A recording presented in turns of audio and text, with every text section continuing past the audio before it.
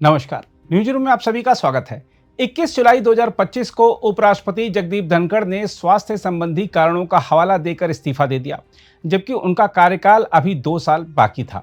हालांकि राजनीतिक गलियारों में इस चर्चा ने जोर पकड़ा है कि उनके कदम के पीछे कोई सीमा उल्लंघन या नियमों का उल्लंघन हो सकता है।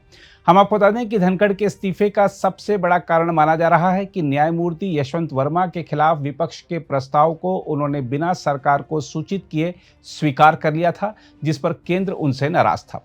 मीडिया रिपोर्टों के मुताबिक कई मंत्रियों ने बताया है कि पार्टी की ओर से बताया गया है कि धनखड़ कई बार सीमा पार कर चुके थे, यानी वह अपने अधिकार क्षेत्र के बाहर जाकर फैसले ले रहे थे। इससे यह संकेत मिलता है कि स्वास्थ्य का हवाला शायद एक सामान्य कारण था, लेकिन असल में राजनीतिक असहमति और तीखे मतभेदों के चलते उनकी विदाई हुई है। हम आपको यह भी बता दें कि केंद्रीय स्वास्थ्य मंत्री और बीजेपी अध्यक्ष जेपी नड्डा ने सोमवार को ही सदन में विपक्ष के हंगामे के बीच एक चौंकाने वाली टिप्पणी करते हुए कहा था, nothing will go on record, only what I से विल गो ऑन रिकॉर्ड। इसका मतलब हुआ कि मैं जो कह रहा हूं वही रिकॉर्ड पर जाएगा और कुछ नहीं।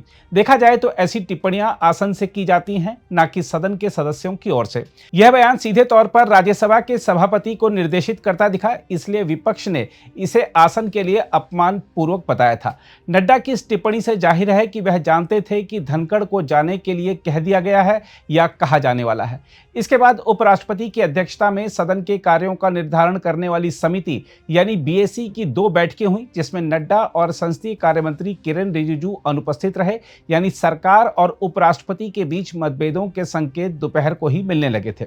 इसके अलावा हाल के कई अन्य घटनाक्रमों से भी यह बात सामने आई थी कि धनखड़ ने कुछ ऐसे संसदीय निर्णय लिए जो सरकार की राजनीतिक प्राथमिकताओं से मेल नहीं खाते थे।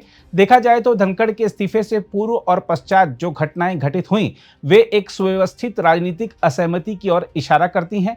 यह असहमति न केवल कार्यशैली को लेकर थी, बल्कि यह विश्वास के क्षरण और संवैधानिक अपेक्षाओं के टकराव का परिणाम भी हो सकती है।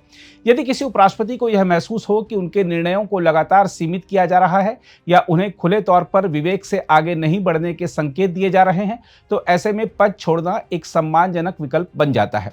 इसके अलावा धनखड़ का इस्तीफा एक गहरा प्रश्न छोड़ता है। सवाल उठता है कि क्या उपराष्ट्रपति केवल एक औपचारिक चेहरा हैं या क्या उन्हें अपने विवेक से काम करने की पूरी स्वतंत्रता होनी चाहिए। देखा जाए तो अगर किसी संवैधानिक पदाधिकारी को अपने दायित्वों के निर्वहन में बार बार टोका टोकी झेलनी पड़े, तो यह न केवल उस पद की गरिमा को ठेस पहुंचाता है, बल्कि लोकतंत्र के मूल स्वरूप पर भी प्रश्न खड़े करता है। और यदि एक ऐसे राजनेता जो अपने स्पष्ट विचारों और साहसिक रुख के लिए जाने जाते हैं, वह दबाव को महसूस करें, तो त्यागपत्र देना ही सही है। बहरहाल अब यह स्पष्ट हो चला है कि जगदीप धनखड़ का इस्तीफा केवल स्वास्थ्य कारणों तक सीमित नहीं लगता।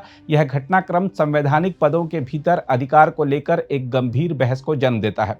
और जब संसद के भीतर ही यह कहा जाए जो हम कहेंगे वही रिकॉर्ड होगा, तो यह न केवल प्रक्रिया का अपमान है, बल्कि लोकतांत्रिक संरचना के भीतर शक्ति संतुलन के सिद्धांत पर भी आघात है।